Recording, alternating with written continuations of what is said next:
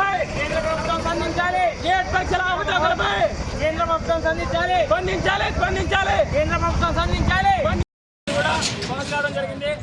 దీనిపై ప్రశ్నాపత్రాలు లీక్ అయ్యాయని స్పష్టంగా ఎన్నో సాక్షులు ముందుకు వచ్చినప్పటికీ కూడా కేంద్రంలో ఉన్నటువంటి బీజేపీ ప్రభుత్వం కావచ్చు, కేంద్ర విద్యాశాఖ మంత్రి కావచ్చు, ముందుకు వచ్చి స్పందించి దానిపైన చర్యలు తీసుకునే పరిస్థితి కనిపించడం లేదు.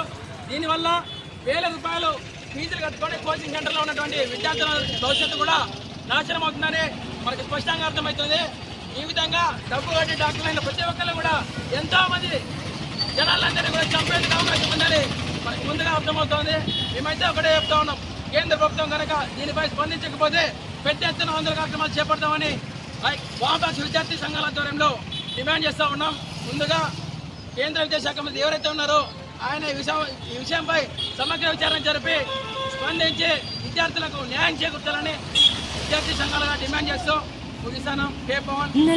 కలిసిపోయి కొడుక అదృష్టమందరికి రాదు, అన్యాయాన్ని ఎదిరించి నెట్టి అమరుల బాటల్లో నడువు, అమరుడు పెద్దన్న బందుకో అందుకొని ముందు కురుకు.